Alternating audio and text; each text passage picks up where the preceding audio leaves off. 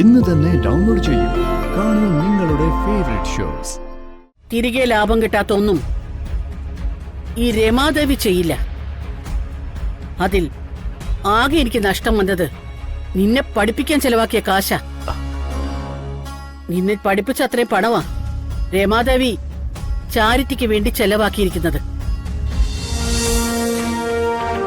Sir, ഇതും ബ്ലോക്കാണ്.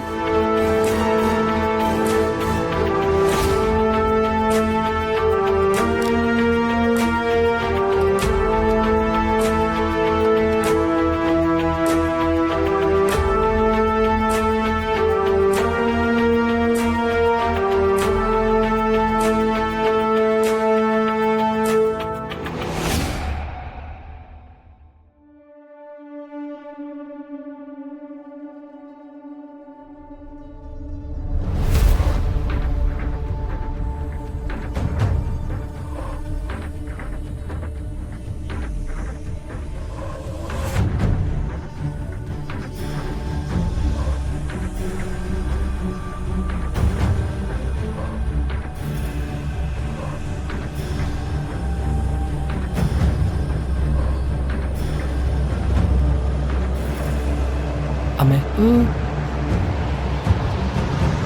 അമ്മ എന്റെ കാർഡ് ബ്ലോക്ക് ചെയ്തല്ലേ? ചെയ്തു. അതമ്മേ, എനിക്കൊരു അത്യാവശ്യത്തിന് കുറച്ച് കാശ് വേണമായിരുന്നു. എന്താവശ്യത്തിന്? അത് എനിക്ക് വേണ്ടപ്പെട്ട ഒരാൾ ഹോസ്പിറ്റലിൽ കിടക്കുന്നുണ്ട്.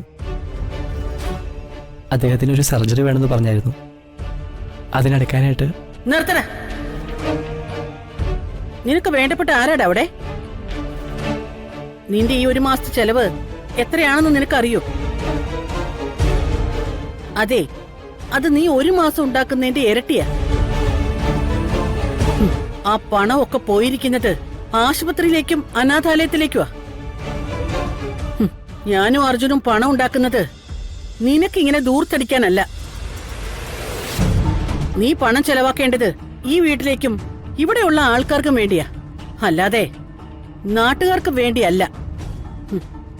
കാരുണ്യ പ്രവർത്തനം ചെയ്യാൻ മനസ്സ് മാത്രം പോരാ, പണവും വേണം. സ്വന്തം പണം. ഇന്നലെ ഒരു ദിവസം മാത്രം നീ ആ ഹോസ്പിറ്റലിൽ ചെലവാക്കിയത്, അതിന്റെ കണക്ക് നിനക്ക് കാണണോ? എത്രയൊക്കെ പറഞ്ഞു തന്നാലും എന്താടാ നിന്റെ തലേ കയറാത്തത്? അമ്മേ, കാർഡിലെ പൈസ ഞാൻ ഈ മാസം തന്നെ തിരിച്ചടച്ചോളാം. ഇപ്പോ അത്രയും അത്യാവശ്യമായോണ്ടാ.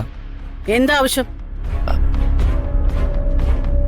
ആ ഹോസ്പിറ്റലിലേക്ക് ഞാൻ വിളിച്ചന്വേഷിച്ചിട്ട് എവിടെ ഇരിക്കുന്നത്? ബ്ലഡ് കൊടുക്കാൻ പോയി നീ ഏതോ ഒരാളുടെ ചികിത്സാ ചെലവ് മൊത്തം ഏറ്റെടുത്തു. നീ ഏറ്റെടുത്തിട്ടുണ്ടെങ്കിൽ അത് നീ തന്നെ നടത്തണം. അല്ലാതെ എന്നോട് എന്തിനാടാ പണം ചോദിക്കുന്നത്? നിന്നെ കൊണ്ട് ഈ വീടിന് യാതൊരു ഗുണവും ഇല്ല. ഗുണമൊക്കെ ഉള്ളത് നാട്ടുകാർക്കാ. അപ്പൊ നീ ചെയ്യേണ്ടത് ഒരു ബക്കറ്റുമായിട്ട് നാട്ടിലേക്ക് ഇറങ്ങണം. നിനക്ക് ആവശ്യമുള്ള പണം നീ അവിടുന്ന് പിരിച്ചെടുക്കണം. നാട്ടുകാർക്ക് അസുഖം മാറ്റാനും അവരെ സന്തോഷിപ്പിക്കാനും വേണ്ടിയൊന്നും അല്ല ഞാനിവിടെ ജീവിക്കുന്നത്. നിന്റെ കാർഡിലേക്ക് എല്ലാ മാസവും ഞാനൊരു തുക ഇട്ട് തരുന്നതേ നിന്റെ ആവശ്യത്തിലേക്കാ, എന്റെ മകന്റെ സന്തോഷത്തിന്. അവൻ ആരുടെ മുമ്പിലും കൈ നീട്ടരുതെന്ന് കരുതിയിട്ടാ. അപ്പോ നിനക്കങ്ങ് അഹങ്കാരം.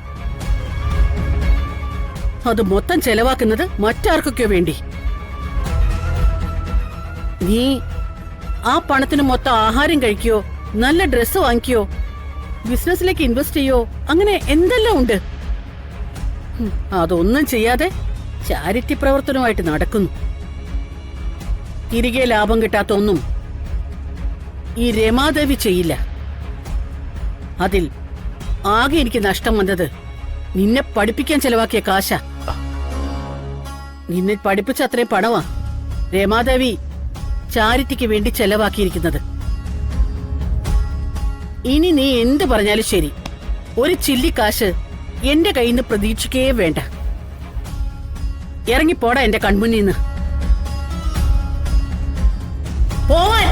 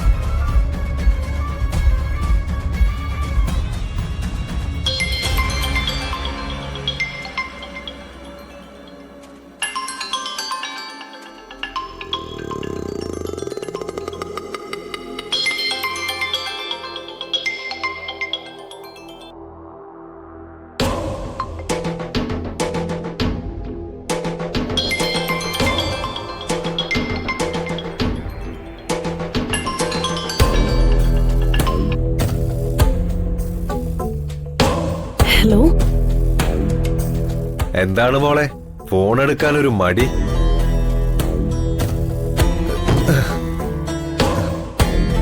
ഞാൻ പറഞ്ഞ കാര്യം എന്തായി? ഞാൻ പറഞ്ഞില്ലേ, എനിക്കൊരു 7 ദിവസത്തെ സമയം വേണം. അച്ഛനെ ഇന്നലെ ഞാൻ വിളിച്ചു, പക്ഷെ ഫോണിൽ കിട്ടുന്നില്ല.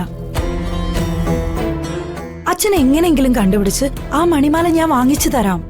വാങ്ങി തരണം. അത് ഓർമ്മിപ്പിക്കാനാ ഇപ്പൊ ഞാൻ നിന്നെ വിളിച്ചത്. നീ പറഞ്ഞ 7 ദിവസത്തില് ആദ്യത്തെ ദിവസം എന്ന്. ഇനിയുള്ളത് 6 ദിവസം. 6-ാം ദിവസം മണിമാല എന്റെ കൈ കിട്ടിയില്ലെങ്കിൽ അന്ന് നിന്റെ ശവമടക്ക. എനിക്ക് നിന്നെ നല്ല സംശയമുണ്ട്. മണിമാല നീ കയ്യിൽ വെച്ചിട്ടാണോ എന്നോട് ഇങ്ങനെ നാടകം കളിക്കുന്നതെന്ന്? അയ്യോ, സത്യമായിട്ടല്ല. മണിമാല എന്റെ കയ്യിലില്ല. അത് അച്ഛന്റെ കയ്യിൽ തന്നെയാ. എന്റെ കയ്യിലുണ്ടായിരുന്നെങ്കിൽ ഞാനത് എപ്പോഴേ നരേന്ദ്രേട്ടനെ ഏൽപ്പിച്ചേന്നെ. ശരി, ഞാൻ 6 ദിവസം കൂടി നോക്കാം. നീ പറഞ്ഞ വാക്ക് പാലിച്ചില്ലെങ്കിൽ ഞാൻ നേരത്തെ പറഞ്ഞ ഓർമ്മയുണ്ടല്ലോ. അങ്ങനെയൊന്നും സംഭവിക്കില്ല. ഞാൻ പറഞ്ഞ വാക്ക് ഞാൻ പാലിക്കും. ഉറപ്പായിട്ടും 6 ദിവസത്തിനുള്ളിൽ ഞാൻ അച്ഛനെ കണ്ടുപിടിക്കും. ശരി ശരി, ഞാൻ നിന്നെ ഇടയ്ക്ക് വിളിച്ച് ഓർമ്മിപ്പിക്കാം.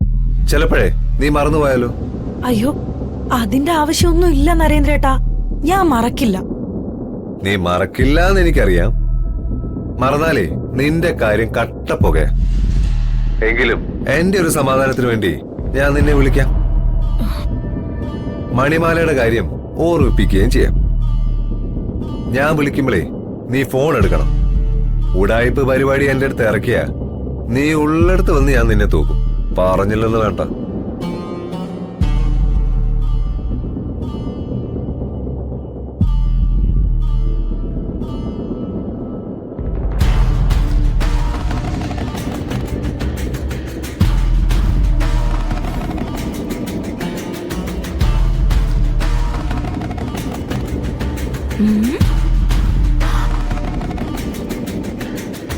എന്താ മോളെ മുഖത്തൊരു കനം?